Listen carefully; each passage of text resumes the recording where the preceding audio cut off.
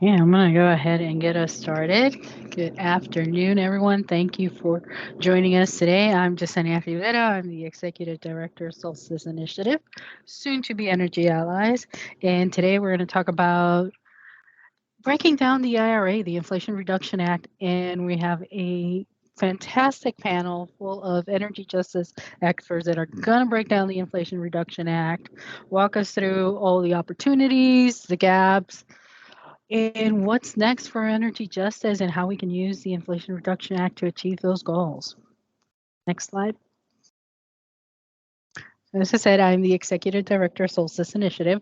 We are a nonprofit based in Boston, and our mission is to revolutionize the energy system by centering climate impacted communities. We do this through clean energy projects, policy advocacy, and education.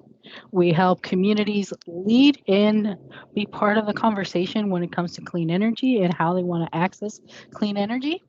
We work on Energy Score, which is an inclusive underwriting metric for solar projects, and we are working to tackle solutions to the barriers of adoption of solar through low to moderate income families or under-resourced communities.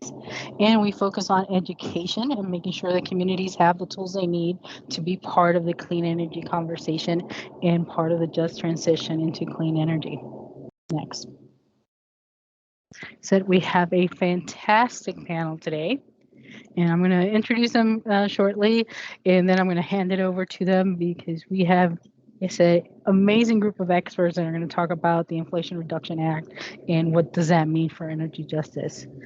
First up, we have Sylvia Chi. Sylvia is a senior strategy with the Just Solutions Collective, an attorney and climate and environmental justice policy expert based in Oakland. She's working to build greater policy capacity for BIPOC and frontline groups.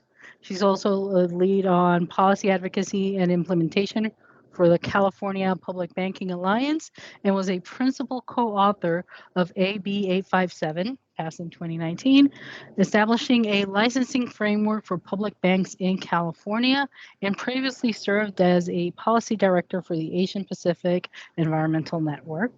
Thank you for joining us, Sylvia. We also have Gregory King. Gregory has 25 years of experience in strategic planning, business development, performance management, and executive management of complex technology businesses. He is the managing director of TSK Energy Solutions LLC, a minority business enterprise whose mission is to reduce environmentally harmful greenhouse gas emissions and making energy more affordable by leveraging innovations in energy production, distribution, and demand management.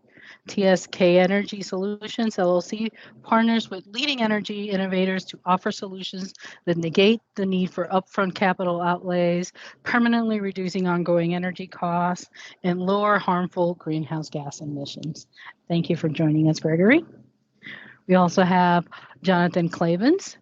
John is the principal of Klavens Law Group and works with companies, investors, public entities, and nonprofits in the clean energy and clean technology areas. Before founding the Klavens Law Group, John practiced from 2004 to 2007 at BCK Law, PC, and from 1994 to 2004 at Goodwin, first as an environmental and land use attorney, and then as a corporate attorney. Thank you, Jonathan. We also have Liz Veazey. Liz lives in Omaha, Nebraska, has 20 years of experience with clean energy and climate and social justice organizing. Liz serves as a policy and rural energy director working on the solar policy team at Solar United Neighbors, SUN. Liz has worked on a range of national, state, local, and solar policy issues and campaigns, from supporting inclusive on-bill financing. It's been a long day. Supporting inclusive on-bill financing of solar, supporting True Community Solar, protecting solar rights in areas with homeowners association, and protecting net metering from a national rollback at FERC. In past work, Liz was the national director at We Own It, building the movement for rural electric co-op reform and energy democracy from 2015 to 2020. In her work with SUN, Liz continues to work with member owners who want democracy, transparency, and better solar solar policy as their rural electric co-ops. Thank you, Liz. And last but not least, Sonia Kikeri. Sonia is the National Director of Policy and Civic Engagement at Emerald Cities Collaborative. Originally from Atlanta, Sonia is the daughter of South Asian immigrants and currently lives in Harrisburg, Pennsylvania, land of the Secwanic. From working with refugees on the Turkish-Syrian border to serving as the legislative director for a Pennsylvania state senator, Sonia's work is dedicated to naming, confronting, and dismantling systems of oppression, colonization, and white supremacy. They are honored to work with inspirational innovators who can see and are actively building a reality of equity, reparations, and liberation. Thank you, Sonia. And thank you to our amazing panel. I'm going to hand it over to Sylvia to get us started.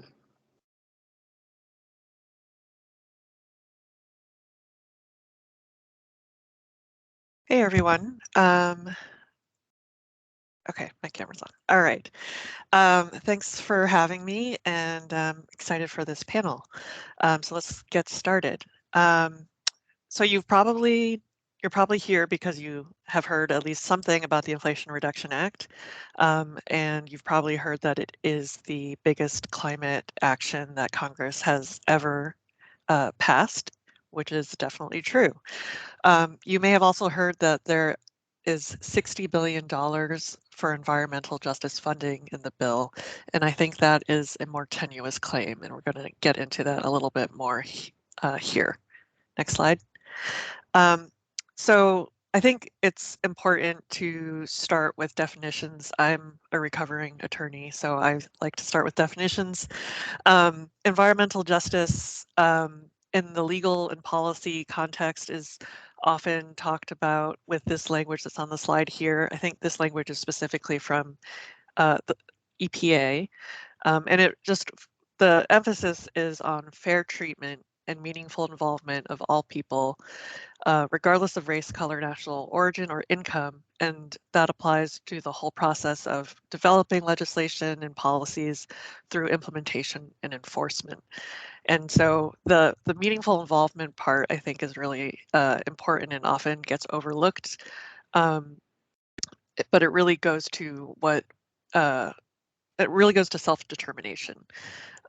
And I think these are some of the pieces that we need to be looking out for when we are evaluating the Inflation Reduction Act and other laws in terms of how it actually plays out and whether it advances environmental justice. Some of the tools that we often use to advance environmental justice in the policy context include like prioritization for environmental justice communities in terms of order of, like, they get environmental justice communities receiving funds first, or otherwise, getting permits first, things like that. Or another tool we often use is like a carve out. So there's specific funding that's dedicated to environmental justice communities. And of course, both of those tools rely on having good definitions of what an environmental justice community is, which we often call disadvantaged communities in like the legal policy context. Next slide. So this graph just shows an overview of what kind of spending is in the bill overall. And this includes there are some pieces of the law that aren't climate or environmental, but the majority of it is focused on climate and environment. But the main takeaway here is just like, you'll see that orange bar in the finance category is really big. That is tax credits or tax expenditures. So those are all the incentives that are available primarily for the private sector to deploy clean energy in different ways. And all the kind of teal colored bars show direct spending through appropriations from Congress. Next slide. And this kind of gets into a little more detail of what the energy tax credits break down into. The main takeaway here is just that it is really an all of the above approach. There's a lot of different types of tax credits available. The majority of it does go to electricity, but there are there's kind of specific energy types that are subsidized, including nuclear and hydrogen. And then there's also some pieces for buildings and for vehicles.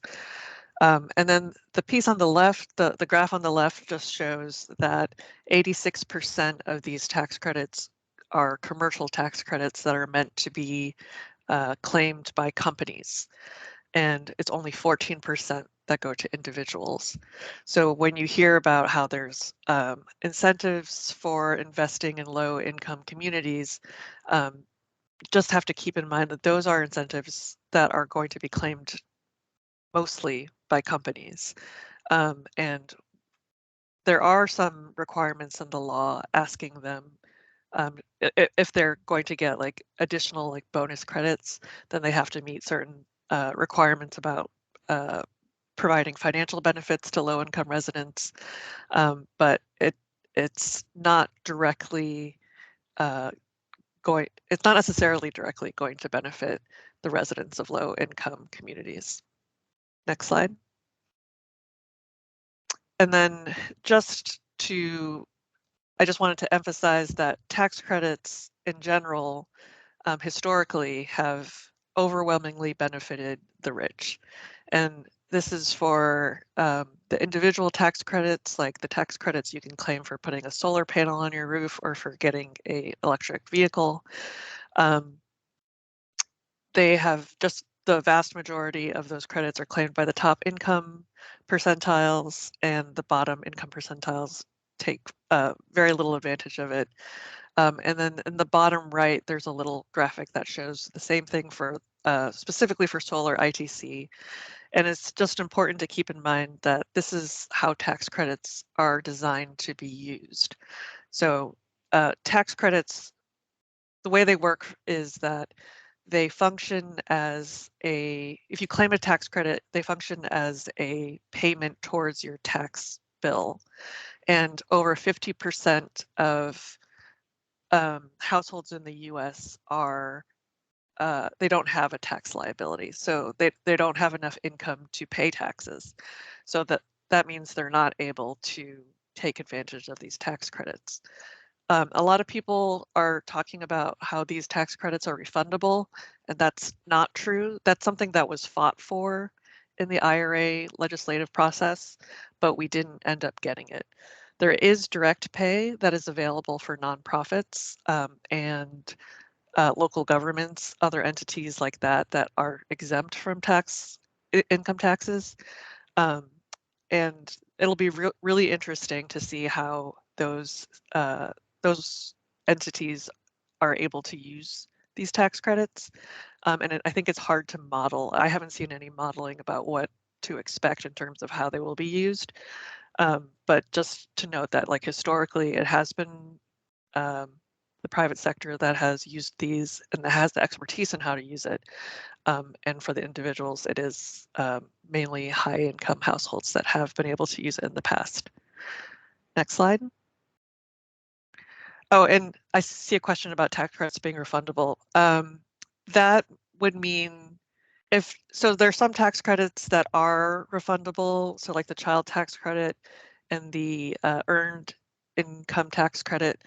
That means that even if you don't have to file an income tax return, you can get a refund from the government. The government will pay you that tax credit even if you don't have an income tax liability.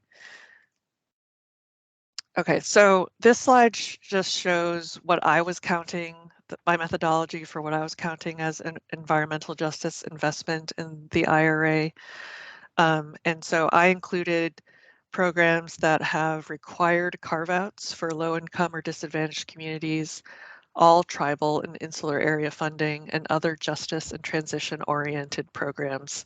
And that includes, there's a $2.2 billion program for USDA discrimination financial assistance, and that's meant to go to people who sought loans from the USDA and experienced racial discrimination. So I counted that as like justice oriented. Superfund reauthorization I counted because it operationalizes the polluter pays principle. And then I excluded programs that have optional spending on low income or disadvantaged communities. So there are some programs that have like a list of different options that the program can spend money on, and like one option is low income communities, but there's a list of other options. So I didn't include that just because it's not guaranteed. I also didn't include targeting for low and moderate income homeowners, because the focus is for environmental justice communities is really on the low income part, and low income populations are the vast majority are renters. We also know that like the targeting for LMI homeowners in this bill is rebates, and based on experience, the vast majority of those types of rebates are used by moderate income homeowners, not the low income homeowners. And then I also didn't include the funding for general permitting activities. Yep, next slide. So this graph just shows how that breaks down. I ended up counting $40 billion of, this is both direct appropriations and the Black Lung Disability Trust Fund and Superfund revenues. And that is 7% of all of the IRA spending. And that's, there's obviously there's some wiggle room, and there's, different people can count different things as environmental justice. I think that's totally legitimate. But I think the main point is just that this is a stark contrast to the expectations that are set by the Justice 40 Initiative, which is the administration's goal of sending 40% of the benefits from climate and clean energy investments to disadvantaged communities. Next slide. And so this just kind of lays out a little bit more detail, or illustrates what we mean by disadvantaged communities and energy communities, which are two different concepts that show up in the bill in different ways. There's no uniform definition for disadvantaged communities that applies throughout the bill.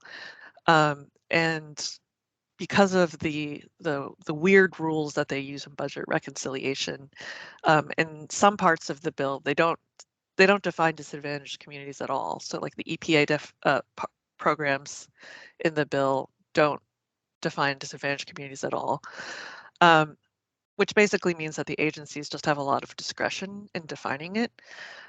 We know, or we expect, that the administration will probably use their mapping tools that they've been developing as part of the Justice 40 Initiative to define those disadvantaged communities for the purposes of these programs. And it's just I think people should just keep in mind that the different agencies are developing different tools, so it's confusing.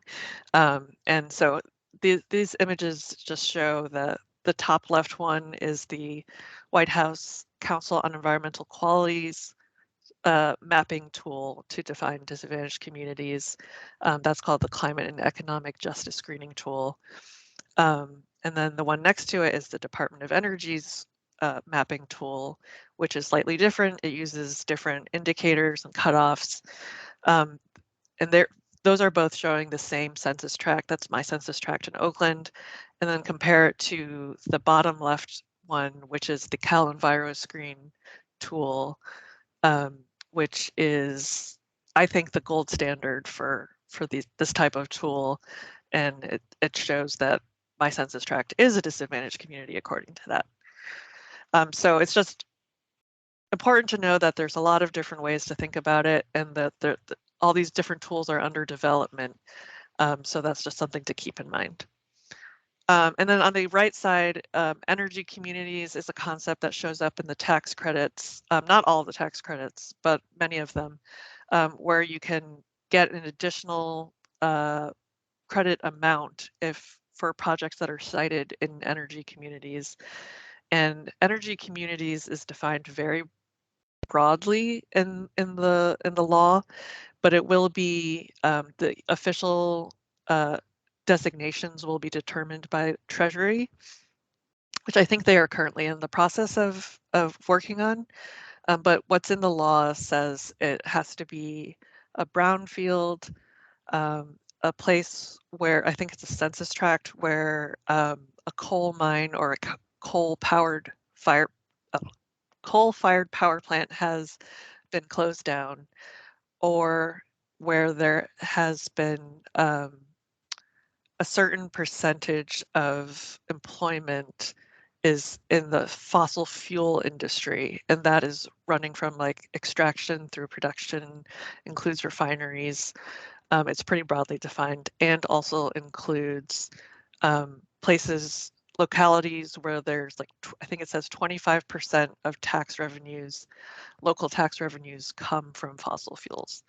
So there's a lot of kind of details to be worked out there, but it could end up applying to like a lot of different areas in the United States. Next slide. And then I also just wanted to highlight the Greenhouse Gas Reduction Fund, which is a program that will be administered by the EPA. I think there are a bunch of, like equity gaps in the law. I think a lot of it, or in the law as it's written, a lot of it can be made up in terms of how the law is implemented. But specifically, I think this program, the Greenhouse Gas Reduction Fund, has a lot of opportunity for EJ communities.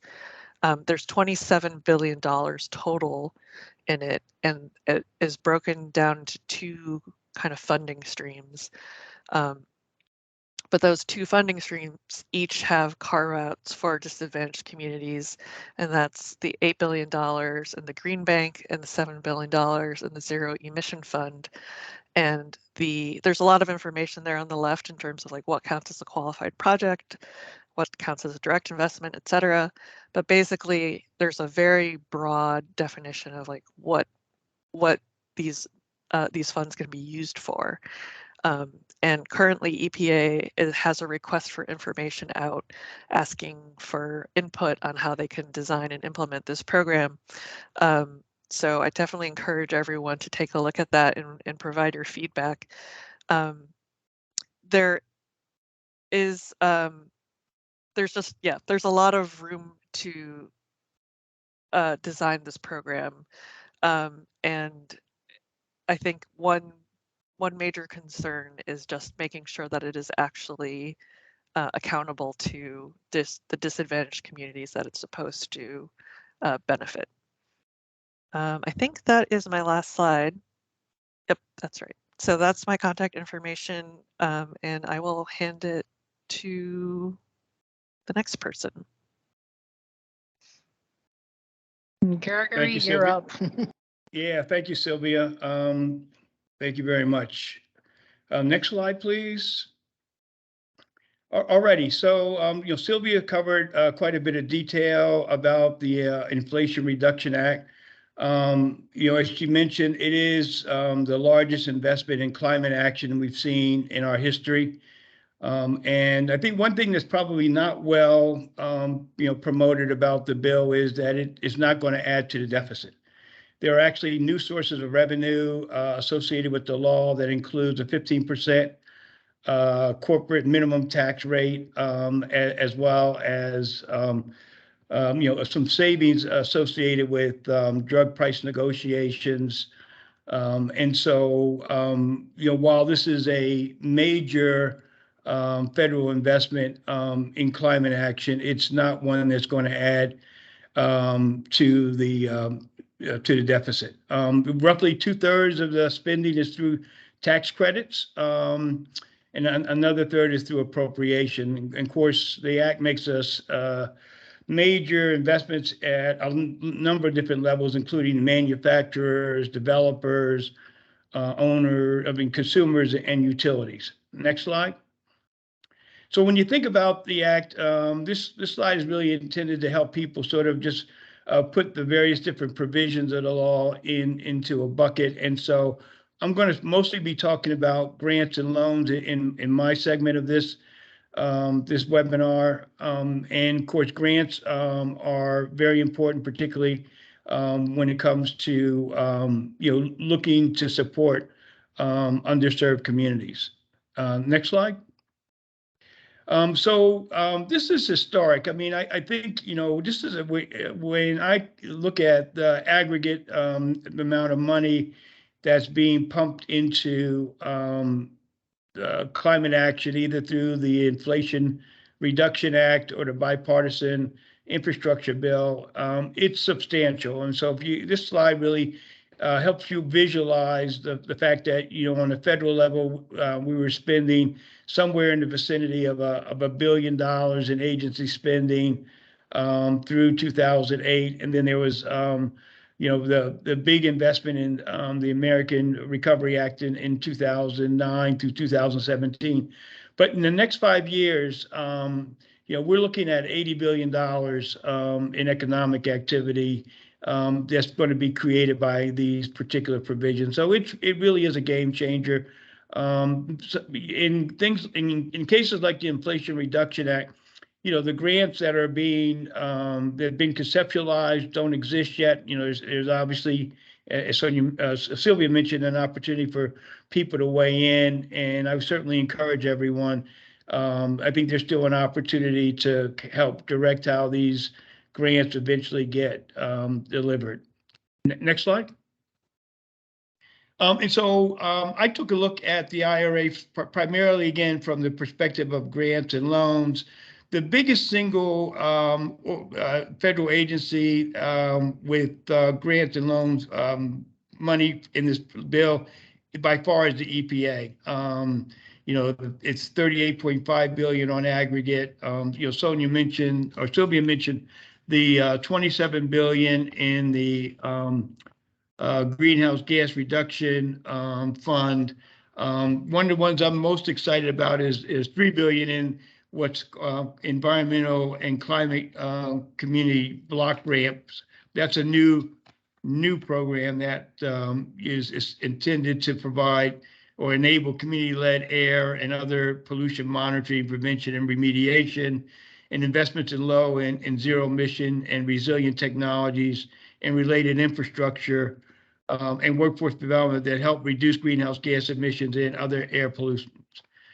There's other funds from the Federal Highway Administration, from the U.S. Department of Energy, from the Bureau of Indian Affairs, and from the USDA itself.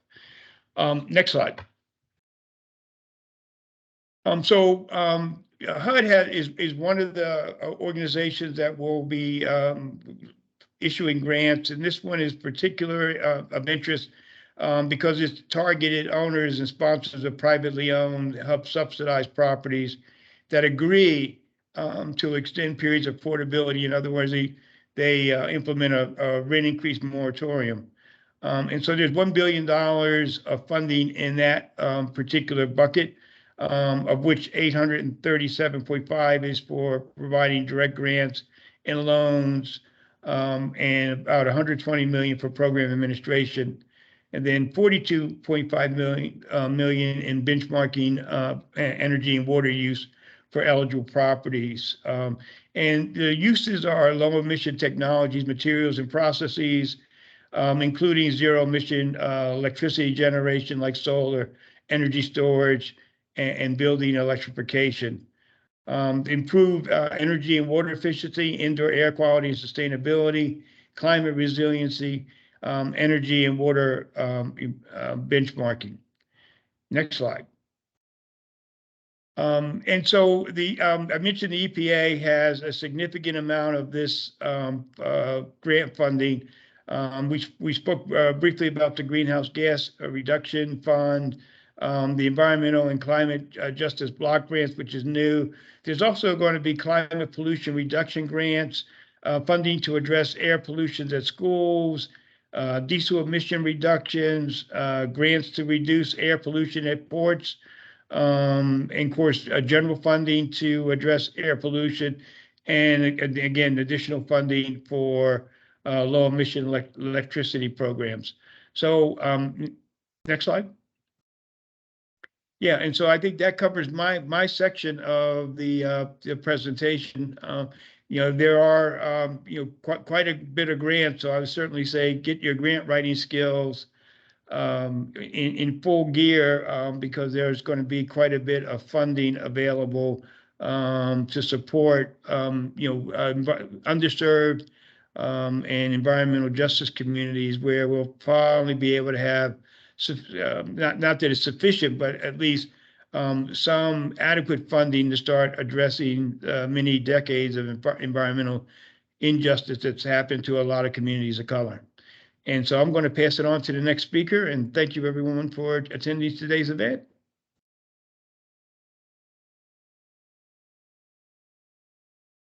Thanks, Greg. So I'm going to talk about one narrow aspect of the IRA, which is the changes to the commercial investment tax credit. There are a whole host of other tax credits, the production tax credit that I'm not going to talk about, but given the limited amount of time and my desire to show you some gaps and possibilities, I'm going to focus just on that. And even within that, certain aspects of it. So go on to slide 3, please. Great. So what is the investment tax credit? What's new? So it now covers energy storage with or without solar. Obviously, still covers solar. It also covers wind and other technologies, but I'm assuming that this group is most interested in solar and storage and in more moderate scale projects. Another new thing is it covers interconnection costs for projects that are less than 5 megawatt AC for those placed in service in 2023 or after. That's a big impact for particularly larger projects, which can have interconnection costs ranging from anywhere from $50,000 to a couple $1 million. When to qualify for the ITC, if you begin construction in 2022, all the way through a decade beyond, you can qualify. The enhancements are for projects that are placed in service in 2023 or after. But even if they've begun construction beforehand. So who can benefit? Primarily taxable entities, but there's this interesting not refundable credit, as Sylvia said, for everybody, but for tax exempt entities, including government entities, a direct pay benefit where the US Treasury will pay you the amount of the ITC. So if it's a 30% ITC, you get paid 30% of your eligible costs. How does this get monetized? For taxpayers, it's by claiming a tax credit with a tax refund. For those seeking direct pay, nonprofits, it will be likely when they would submit their, say, Form 990, if we're talking about 501c organizations, and they would submit that and then get a payment from Treasury. And then there's also a special new provision that allows taxpayers to own qualifying systems and sell the credits to third parties. This is new and interesting, and I'll explain some of the ramifications of that in a little bit. Next slide, please. So how much, as you can see from this slide, there are a whole host of details here. The basic story is the ITC was set to go down to 26% and lower, and then ultimately 10% really soon, but for this Inflation Reduction Act, which bumps it up largely to 30%. but it can go as low as 6% and as high as 70%. So how does that happen? For the smaller projects, and here it's less than 1 megawatt AC, the range is 30% to 70%. You get a base 30, and there are bonus credits if you meet domestic content requirement, 10%. If you're in an energy community, 10%. And then there are these credits that are allocated by Treasury, 10% if you're in a low-income community, 20% if it's a low-income residential building project or low-income economic benefit project. For larger projects, there's a short period where it's similar, and then after that, into 2023, they have to work harder by meeting some project labor requirements, principally prevailing wage requirements and some apprenticeship requirements. So next slide, please. So here are some observations. As you could see from the previous slide, projects less than 1 megawatt AC, so up to 999 kilowatt AC, is a real sweet spot. You're eligible for up to 70% if you're lucky and get an allocated low-income credit. The projects are not required to comply with the labor requirements.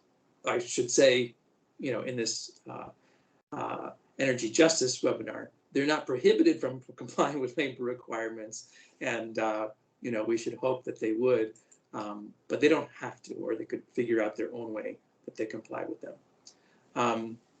For direct payments, the dominant model, let's take the example of rooftop solar on nonprofit buildings to date, has been either the nonprofit buys its own solar panels and owns them and doesn't get to take advantage of tax credits.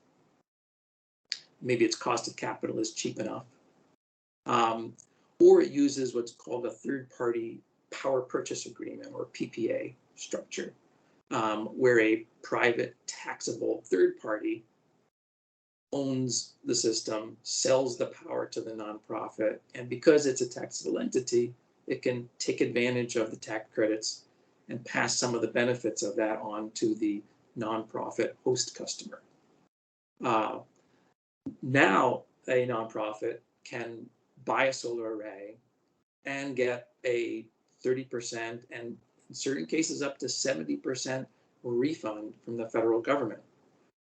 So in terms of deal structures, one thing this could be is if, say, the nonprofit is borrowing money from a local bank, a real large chunk of that money can be short-term debt instead of long-term debt, really helping to enable those projects, benefit those nonprofits and the communities that they serve.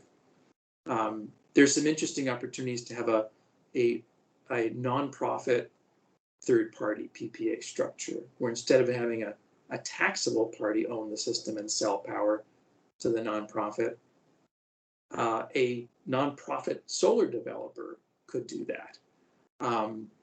It's not clear that a solar developer as such could be a 501c3, a charitable entity, but one that's focused on environmental justice and bringing benefits to low-income communities could be. Also, as Sylvia said, local governments, well, any government, but let's talk about local governments, could take advantage of this direct pay benefit. And other types of 501c organizations, like a 501c4, a community organization, which doesn't have to be charitable, but has to be dedicated towards improving a life in a particular community, would be this. Jonathan, yeah, I was going to say, I hate to cut you short because it's been really interesting conversation, but I think we need to move on to our next speaker, Liz Veazey. Thank you.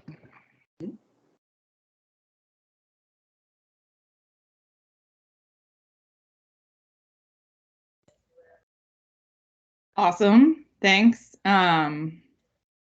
Everybody, thanks for the invitation to join this amazing group of panelists. Thanks to my former Sun colleague, Yesenia, and I'm really excited about Yesenia's leadership now at Solstice Initiative. So next slide. I'm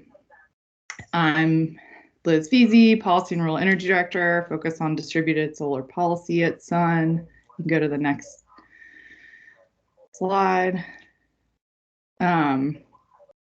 Just briefly, Sun helps people go solar through solar co-ops and then join together and fight for our energy rights. So we work nationally on solar policy and solar rights, and we have 13 state programs from Arizona to Puerto Rico. And we envision a clean, equitable energy system that directs control and benefits back to local communities with solar on every roof and money in every pocket. Next slide. And so building on Jonathan's presentation, you know, at Sun, we're really excited to see more distributed solar projects catalyzed by the IRA that will benefit local communities. So we're particularly excited about the less than 1 megawatt size projects and less than 5 megawatt. And think that, you know, a couple highlights of things, and I think other people have also mentioned these, but that the location benefits of tribal lands, energy communities, and the low income allocated bonuses hopefully will really be helpful in driving those projects. And others have also mentioned this, but the interconnection costs and being able to apply the tax credit to those costs for these projects will be huge. We've already heard of one example of a project that was being a tribally owned project being developed that required a substation upgrade. So that would be part of the interconnection costs that in the past would not have been allowed to apply for the tax credit. But in this, so that project that required a substation upgrade would not have penciled out before the IRA. But with the IRA and the tribal land adder of 10% and the substation upgrade being part of the interconnection costs and the total project costs, that's an example of a project that's going to be able to pencil out.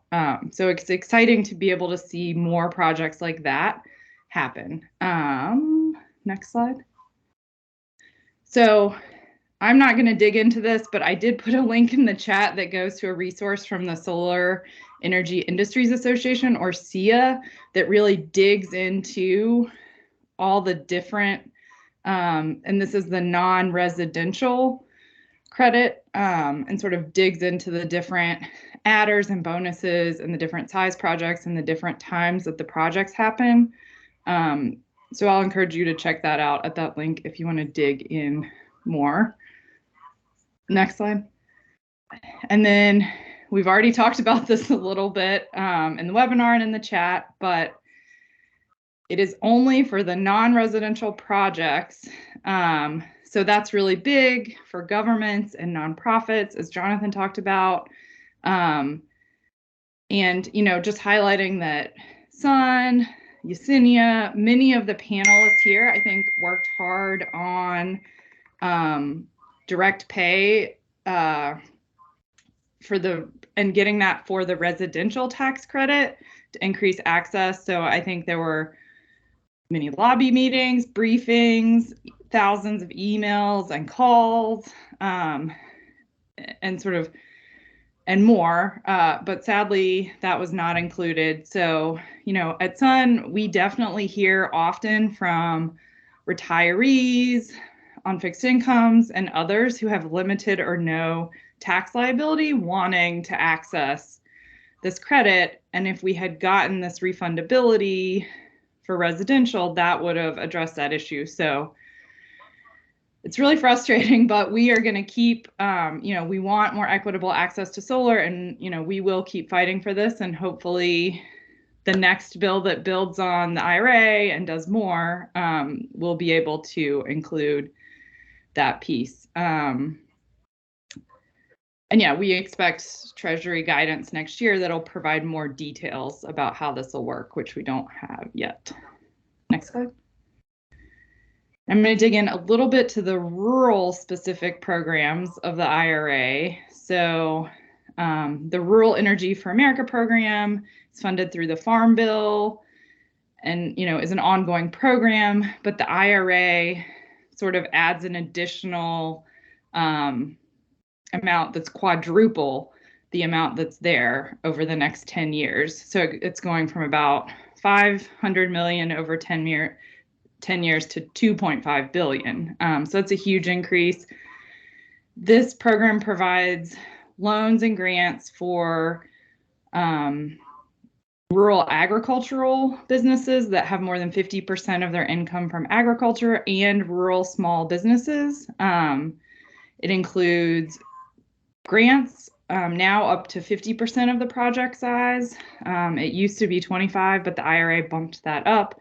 And there are loans in addition to that, and it can be used on top of those investment tax credits that we've been talking about. Most of these grants generally are for solar, but they can also be used for efficiency and some other things. So I think there's big opportunities to help more rural small businesses be aware of this opportunity. Solar United Neighbors is working on a guide that will launch early next year, trying to help people learn about how to access those funds and apply for those funds. Next slide.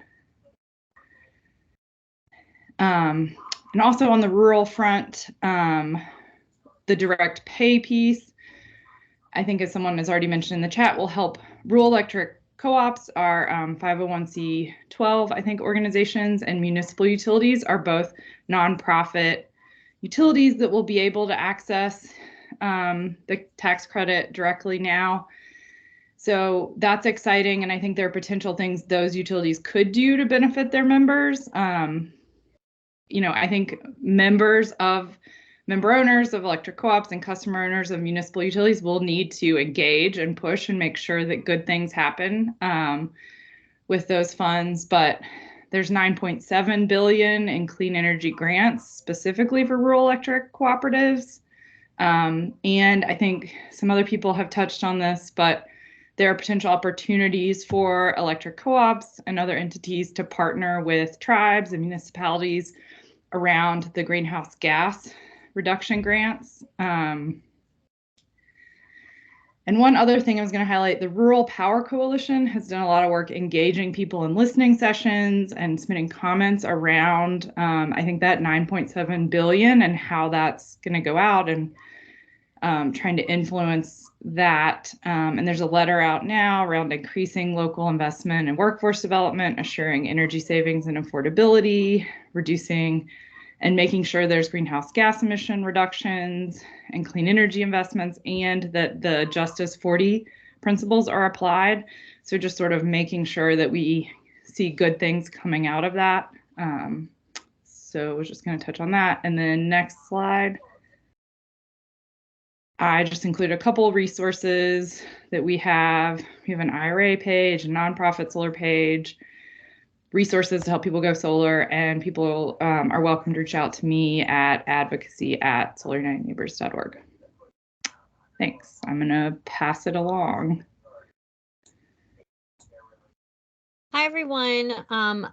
My slides are really dense, so I'm going to skip through them pretty quickly. This is Sonia from Emerald Cities Collaborative, but you will be getting a copy of them. And I also left the date as November 3rd from when I first did this presentation because there may be updated information, so I just wanted to date this when you look at this.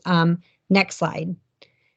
We're a national nonprofit coalition that is Black, Indigenous, and people of color led, and that we work at the intersection of energy and environmental justice, economic justice, and civic justice. Next slide, please. So I think Gregory already went through this. There are a lot of mechanisms that are in the Inflation Reduction Act, and the two that I wanted to focus on that we can begin taking advantage of are the tax credits that I think everyone has mentioned, and then the two specific rebate programs that I think have also been alluded to or mentioned. And the picture, the picture on the right side of the screen here is from a report that is linked in the resource slide of this PowerPoint from the It's called Climate Action and the Inflation Reduction Act, a guide for local government leaders, and it has really great snapshots of a lot of the programs found in the Inflation Reduction Act. Next slide, please.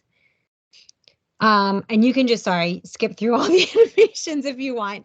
As you can see, a lot of information here about the high efficiency electric home rebate program. Important things to note about this rebate program and the other one called Homes is that your state energy offices actually have to apply or ask DOE for the formula funding to come to the states. We expect these programs to roll out hopefully within the next 1 to 2 years, but not really earlier than that. And there are, this program is specifically for low and moderate income homeowners. That definition is on the next slide. And actually, if you want to just go to the next slide, it gives a really great snapshot. This is from Rewiring America's Policy Hub, and they have a calculator where you can actually put in your household income, a number of people in your household and some details, and it will spit you out what tax credits and rebate opportunities you'll be eligible for. And as you can see here at the top, I mentioned in one of the answers about how low income is defined. Here you'll see that less than 80% of area median income. And then they define moderate income as well. And AMI stands for area median income. Normally when I see that, I think of the definitions or the mapping as done by the U.S. Department of Housing and Urban Development. And I just wanted to also name that these rebate programs and the tax credits and the Inflation Reduction Act are really an opportunity for folks to think about this as, when you think about minority, women, veteran business owners and contractors, how are we creating, matching this increased demand with supply that creates economic opportunities for those who've been previously left out of energy and retrofit economic spaces. Next slide, please. And you can skip through the animations here. So again, the Homes rebate program, home energy performance-based whole house rebates are accessible to all income brackets. There is special provisions and increases for low income, which is the same definition of low income as the previous one. And I think it's important to talk about these types of programs because while they might not be subsidizing solar directly, or they could, but they could be used to help decrease energy cost and help access energy equity, knowing that, again, like Sylvia said at the beginning, there's a big gap between who can begin to even access these rebates. Can you afford to pay that money? The remaining money that the rebate doesn't cover, what home retrofits should you be investing in first? That sequencing.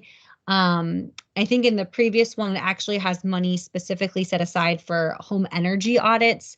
But again, I think this is going to really hit home for middle income folks. But the Greenhouse Gas Reduction Fund can potentially help close some of these barriers for low income households and disadvantaged communities. Next slide, please. Okay, I think we went through both 25C and 25D tax credits. But if there's any questions that I can be helpful with here, please let me know. So you can skip this slide and the next slide.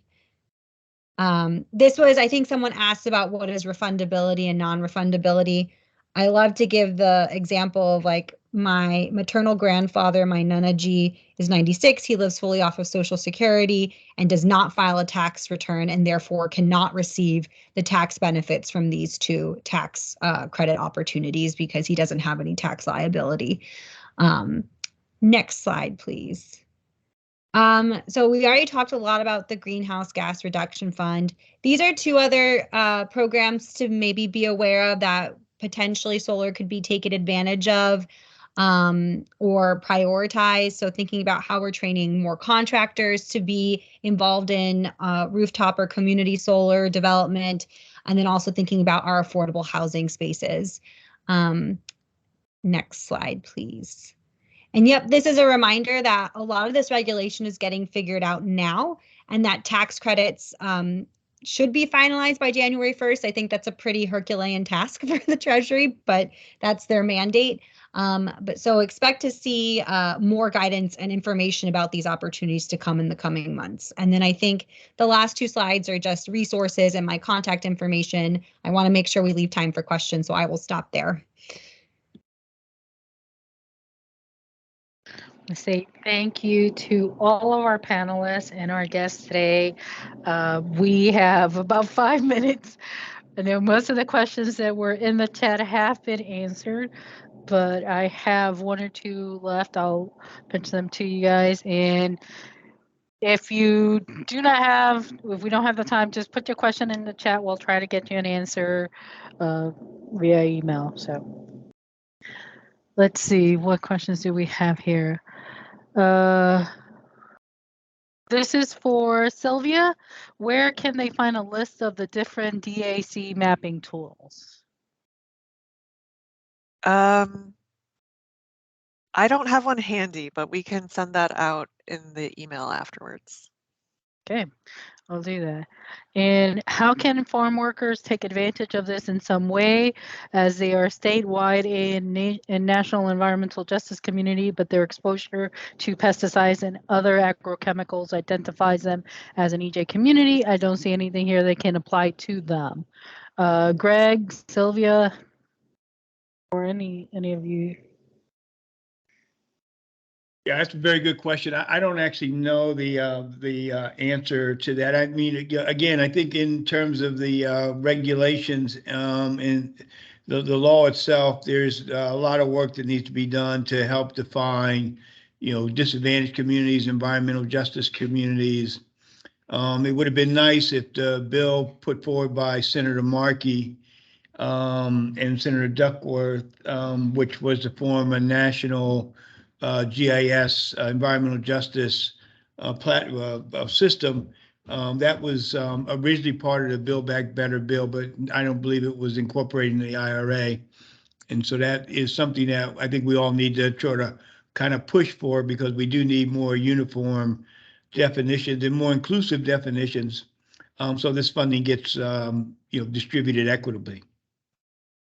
That leads me to follow up. Is this open to all the speakers? How do we make sure these funds that are specifically earmarked for climate impact to community are accessible to those communities?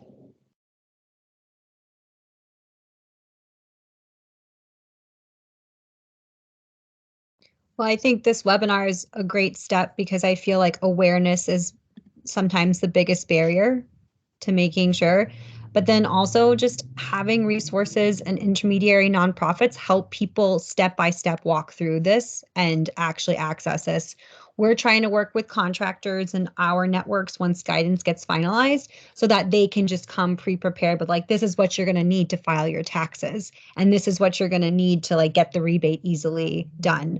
And a lot of that, again, the rebate stuff will be defined state by state, so there won't be holistic guidance for that. But with the tax credits, that's federal and they're complicated. And I always need to ask Sylvia what I'm doing. I go through them. But lowering barriers for like the paperwork and the administrative part, and then actually having trusted energy audits, so that we're making the right types of investments at the right costs in our homes to achieve energy savings where we want them.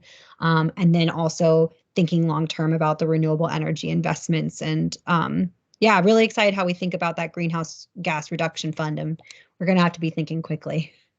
I'd also like to offer that the EPA has put forward some funding, $10 million per region for technical assistance centers.